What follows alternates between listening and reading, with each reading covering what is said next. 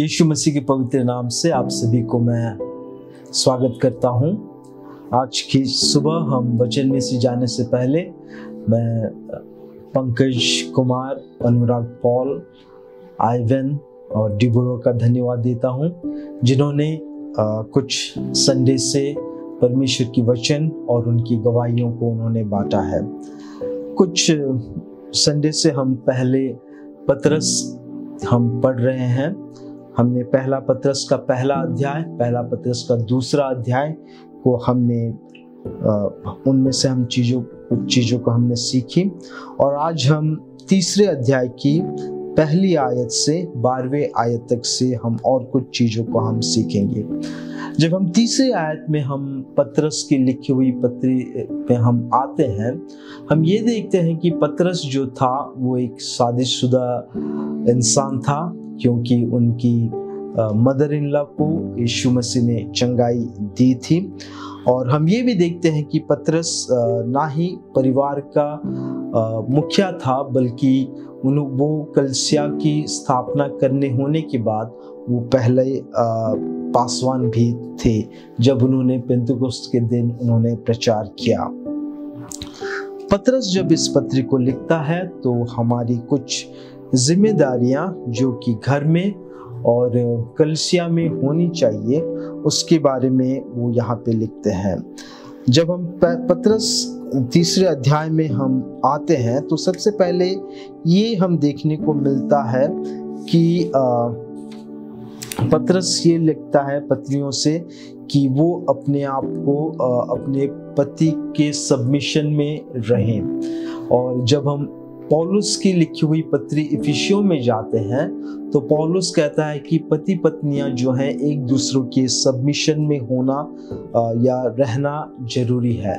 लेकिन इस पत्र में हम देखते हैं कि पतरस जब लिखता है तो वो पत्नियों को कहता है कि उन्हें अपने पति के सबमिशन में होना जरूरी है। और जब हम सबमिशन की बात करते हैं या कोई भी अथॉरिटी के नीचे हम रहने की बात करते हैं तो उस वक्त एक सवाल और भी आता है, क्या समानता या इक्वालिटी जो है क्या वो मसीह के परिवार में हमें देखने को क्या हमें मिलता है या नहीं मिलता, या फिर इसके लिए परमेश्वर क्या सोचते हैं।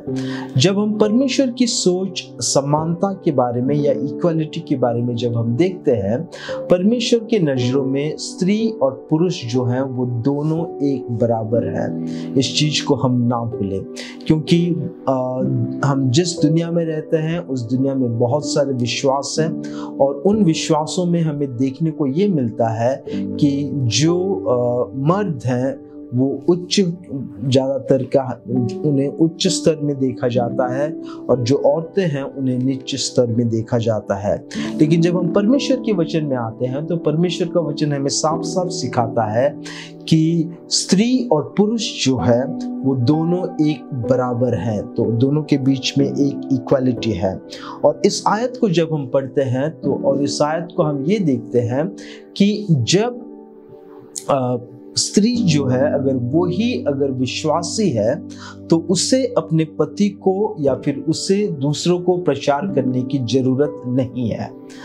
इस आयत में हम देखते हैं कि बिना कुछ बोले वो परमेश्वर के राज्य में लाए जा सकते हैं। और वो कैसे? वो अपनी कंडक्ट के जरिए से या फिर वो अपनी एक्शन की जरिए से, वो जो करते हैं उन जरियों से जो मसीह में नहीं है उन्हें वो मसीह में ला सकते हैं। यहाँ पे बहुत सारी चीजें लिखी गई हैं। पहला पतरस उसका तीसरा अध्याय 1 से लेकर 12 तक अगर हम देखते हैं तो हमें बहुत सारी चीजों को हमें देखने को मिलेगा, लेकिन हम कुछ चीजों को हम देखेंगे क्योंकि हमारे पास वक्त की कमी है। और मैं अगर ज्यादा कहूँ भी तो आप ज़्यादा शायद नहीं सुनेंगे, तो जितना छोटा हो सके उतना छोटा करके हम आज पहला पतरस तीसरा अध्याय 1 से 12 से हम कुछ चीज़ों को हम सीखेंगे। सबसे पहला चीज़ हम देखते हैं कि पतरस हमसे ये कहता है कि वो चाहे परिवार में हो या फिर वो कलीसिया में हो, पतरस हमसे ये कहता है कि हर एक इंसान में हमें कमजोरियों को हमें देखने को मिलेगा। हम दूसरों की ओर हम लीडरशिप की तरह या फिर अगुवा की तरह हम देखना चाहते हैं, लेकिन हमें जब हम उनके नज़दीक आते हैं तो हमें पता चलता है कि उनकी कमजोरियां क्या है।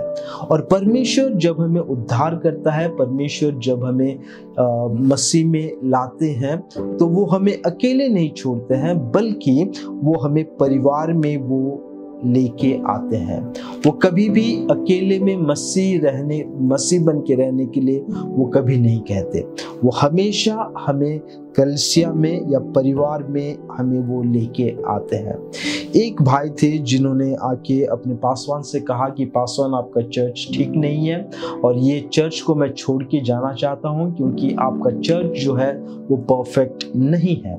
तो कलीसिया के लोगों ने और पासवानों ने उनसे ये कहा कि आप दूसरी कलीसिया में मत जाइएगा, क्योंकि जिस दिन आप दूसरे कलीसिया में जाएंगे, जिस दिन से आप दूसरे कलीसिया में जॉइन करेंगे, उस दिन से वो कलीसिया क्या होगा, वो कलीसिया भी इनपरफेक्ट हो जाएगा। क्यों? क्योंकि हम में से कोई ऐसा नहीं है जो कि परफेक्ट है। हर एक की जिंदगी में, हर एक कलीसिया में हमें इनपरफेक्शन हमें देखने को मिलता है। और ये ताज्जुब की बात है कि परमेश्वर के वचन में कहीं पे भी नहीं लिखा है कि अगर एक कलीसिया सही नहीं है तो आप उस कलीसिया छोड़ के जाइए। एक भी वचन नहीं लिखा है, बल्कि ये लिखा है प्रकाशित वाक्य में, जब यूहन्ना 7 कलीसियों को लिखते हैं, तो बल्कि ये लिखा है, अगर कलीसिया में अगर आपको कोई चीज आपको अच्छी देखने को नहीं मिलती है, या आपको वो कलीसिया अगर इनपरफेक्ट लगता है, तो आप उस कलीसिया में रहिए और उस कलीसिया के लिए आप प्रार्थना करिए। लेकिन ताज्जुब की बात यह है कि लोग जैसे शॉपिंग मॉल में जाते हैं, उस तरीके से लोग आजकल कलीसिया में भी जाने लगे हैं। ये कलीसिया छोड़ दिया, वो कलीसिया छोड़ दिया, वो कलीसिया छोड़ दिए। तो हम उन्हें जंपिंग बिलीवर के नाम से हम उन्हें पुकारते हैं, क्योंकि वो एक जगह से दूसरी जगह से तीसरी जगह को वो जाते हैं। हमारे पास दोस्त हैं, हमारे साथ रिश्तेदार हैं, लेकिन परमेश्वर जब हमें उद्धार करता है या परमेश्वर जब हमें मसीह के बारे में बताता है, हम एक कलीसिया में वो लेके आते हैं, एक बड़े परिवार में वो लेके आते हैं। हाँ, न्याय का जब दिन होगा, मुझे अकेला खड़ा होना होगा, आपको अकेले में खड़े होना होगा, लेकिन जब आप इस धरती पे हैं, जब मैं इस धरती पे हूँ, परमेश्वर हमेशा हमें एक कलीसिया में लेके आते हैं, एक परिवार में वो लेके आते हैं।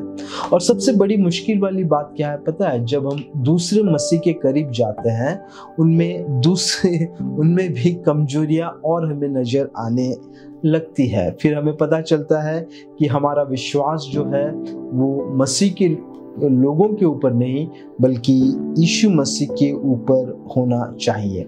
क्यों? क्योंकि हमारे टेम्परमेंट्स या हमारी सोच या हमारे विचार जो है अलग अलग होते हैं। फिर भी परमेश्वर क्या कहते हैं? परमेश्वर हमें एक बड़े परिवार में वो लेके आते हैं, और वो परमेश्वर का मकसद है। जब हम मसीह में आए, हमने सोचा कि दूसरे लोग जो हैं वो एकदम सच्चे मसीह हैं, लेकिन हम जितने उनके हम नज़दीक जाने लगे, तो हमें पता चला कि ये तो हकीकत में ऐसे नहीं है, ये तो सही में ये मसीह नहीं है। और बाद में हमें पता चला कि जब मैं यीशु मसीह के पास, मैं खुद पास उनके जाने लगा, तो मैं जब जाने लगा तो मेरी कमजोरियां मुझे देखने को मिले। तब मेरे को पता चला कि मेरी जो कमजोरियां हैं वही कमजोरियां भी जो है दूसरे लोगों में है, और हम सब क्या कर रहे हैं, वो हम सब भी एक ही वही रास्ते पे दौड़ रहे हैं, और हम जो है पवित्रता की ओर हम सब जो है हम दौड़ रहे हैं। दूसरी चीज हम ये देखते हैं कि परमेश्वर जो है वो हमें सुंदरता या अपने ब्यूटीफुल या फिर हैंडसम बन के कैसे रहना है, इस चीज को तीसरे अध्याय में वो बताते हैं। और हम सबको इस चीज का ख्याल रखना जरूरी है कि हम कैसे ब्यूटीफुल दिखें, कैसे हम हैंडसम दिखें, लेकिन पतरस हमें कहता है कि ये ब्यूटीफुल थिंग या ये हैंडसम थिंग जो है ये सोने चांदी से ना आती है, ना कि अच्छे कपड़ों से आती है। एक बार एक पासवान ने ये कहा कि आज से 10 दिन के बाद हम चर्च में एक बहुत बड़ा ब्यूटी कॉन्टेस्ट हम रखेंगे। और चर्च के सारे लोग जो थे वो एकदम खुश हुए। उन्होंने ये कहा कि कौन सा कपड़ा पहनना है, कौन सा गहना पहनना है, लेकिन पासवान ने ये कहा कि उस ब्यूटी कॉन्टेस्ट में वही लोग हिस्सा ले सकते हैं जो कि 60 साल से ऊपर हैं। क्योंकि जब किसी की उम्र 60 साल हो चुकी है और वो मसीह में के साथ वो चल रहे हैं, उनके पास जिंदगी को मजाक बनाने का कोई भी समय नहीं है। हम सबको शायद जिंदगी में मजाक बनाना या फिर हिपोक्रेट होके रहना या फिर दिखाना कुछ और जीना कुछ, ये शायद हमें आदत है। लेकिन जिनको 60 साल से ऊपर हो चुकी है, शायद उन्हें पता है कि अब कुछ दिन रह गए हैं इस दुनिया में, और जब वो ये कुछ दिन रह गए हैं उसे वो हकीकत से सच्चे दिल से वो जिए, ना कि कोई दिखावट करके। और पतरस हमसे ये कहता है कि जब हम सुंदरता या ब्यूटी की हम बात करें, वो बाहरी चीजों से नहीं, वो आउटवर्ड थिंग्स से नहीं, बल्कि वो दिल से आए। और इस चीज को हमें ख्याल रखना बहुत जरूरी है कि ये सुंदरता जो है वो हमारे दिल से आए। तीसरी चीज हम देखते हैं इस अध्याय में, पतरस हमसे ये कहते हैं कि परिवार वो हो जो कि एक मिलकर रहे, एक यूनिटी बनकर रहे, एक मन हो, एकता हो। लेकिन ये मन और ये एकता किसकी होनी चाहिए? पतरस हमसे कहते हैं कि ये मन जो है वो यीशु मसीह की होनी चाहिए। यीशु मसीह जब इस धरती पे थे, उन्होंने ना केवल लोगों को अपनी बातों से प्रचार को सुनाया, उन्होंने 5000 से ज्यादा लोगों को उन्होंने प्रचार सुनाया। सुनाते सुनाते उन्होंने उनका खाने का ख्याल भी रखा। आत्मिक और शारीरिक, उन्होंने दोनों चीजों का उन्होंने ख्याल रखा। और मसीह के परिवार में होते हुए हमें जानना ये बहुत जरूरी है कि हम भी दूसरों का आत्मिक और उनकी जिंदगी में जो जरूरतें हैं, उन जरूरतों को जो है हम ख्याल रखें। एक बार एक परमेश्वर के दास ने सुसमाचार को एक भिखारी को सुनाया जिसके पास खाने के लिए नहीं थे, और उनके लिए उन्होंने प्रार्थना किया। उन्होंने स्वर्ग और नरक के बारे में बताया। तो भिखारी ने उनसे ये कहा कि अभी से ही मैं नरक में हूं, और आप कौन सी नरक की बात आप कर रहे हैं? जो भूखा है उसे स्वर्ग नरक की बात नहीं, बल्कि पहले उसे खाने की जरूरत है। और हमारा फर्ज बनता है कि हम उन जरूरतों को जाने, उनकी शारीरिक या उनकी जो जरूरतें हैं उनको समझे, और साथ में हम आत्मिक जरूरतों को भी हम जाने। और वो होता है मसीह का मन या मसीह का जैसे सोचना। और पतरस हमसे ये कहते हैं कि हम सब जो है, हम एकता से, हम मसीह के मन से हम एक दूसरे को हम सोचे और जाने। चौथी चीज हम यहाँ पे देखने को मिलते हैं कि हम एक दूसरे को प्यार करना सीखे। एक दूसरे के साथ चाहना या लाइक करना नहीं, बल्कि प्यार करना। हम ज्यादातर उन लोगों के साथ हम चलते हैं जो हमारे जैसे होते हैं, और जो हमारे जैसे नहीं होते हैं हम उनसे दूर रहते हैं। और पतरस हमसे ये कहता है कि प्यार जो होता है, जो हमारे जैसे हैं उन लोगों के लिए नहीं है, प्यार उन लोगों के लिए है जो हमारे जैसे नहीं है। ये फर्क है लाइकिंग में और लव में, या लाइक या लव में। और जब हम दूसरे को प्यार करने लगते हैं जब हम दूसरे के लिए हम कुछ न करने लगते हैं तो वचन हमसे कहता है कि हमारे पास एक सेंसिटिव हार्ट होना भी जरूरी है। सेंसिटिव हार्ट, या फिर बिना बताए हम चीज़ों को हम समझ पाए। मान लीजिए एक परिवार है, उस परिवार में अगर एक छोटे बच्चे को अगर कोई चीज़ की ज़रूरत है तो उसके मम्मी पापा उसे क्या ज़रूरत है उस चीज़ को वो समझ जाते हैं। क्या उनके बच्चे ने उनसे कहा है? नहीं कहा है। लेकिन जब उस बच्चे को कुछ ज़रूरत है तो उसके मम्मी पापा जो है वो समझते हैं। और वही चीज़ होती है सेंसिटिव हार्ट होना, जहाँ पे हम बिना बताए, बिना मांगे हम दूसरे की ज़रूरतों को हम समझ पाए, दूसरों की ज़रूरतों को हम जान पाए। तो चौथा चीज़ पतरस हमसे लिखते हैं, परिवार में या कलीसिया में हम ये जाने कि हम एक दूसरे से हम प्रेम करें।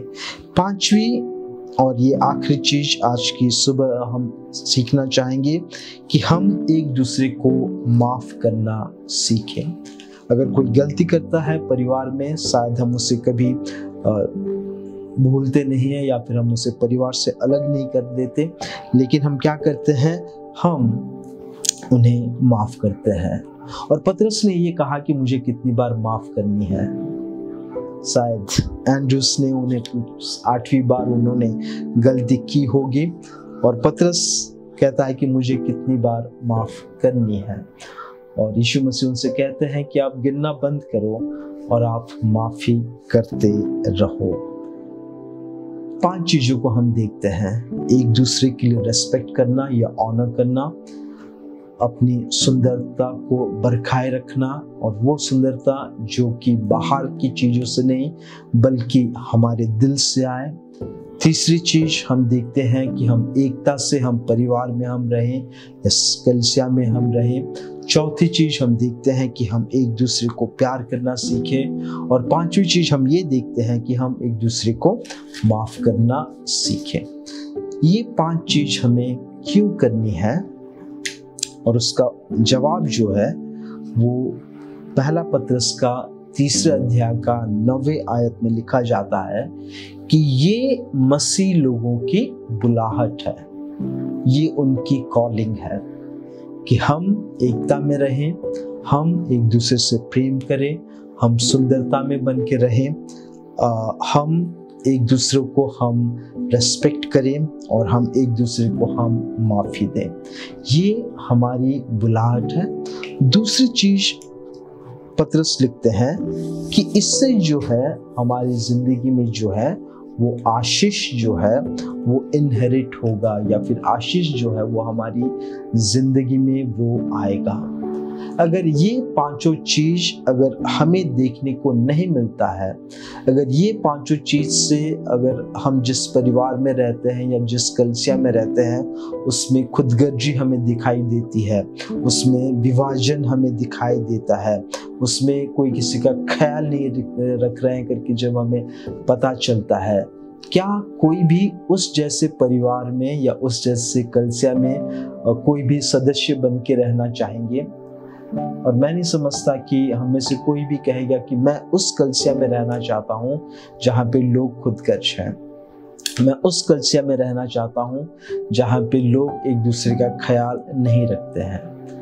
हम में से कोई भी नहीं चाहता कि हम वैसे कलीसिया में रहें जहाँ पे एक दूसरे का हम कोई भी ख्याल नहीं रखते हैं। अगर ऐसी चीज है, अगर हम इन सब चीज जैसे परिवार में या कलीसिया में अगर हम रहना नहीं चाहते हैं तो हम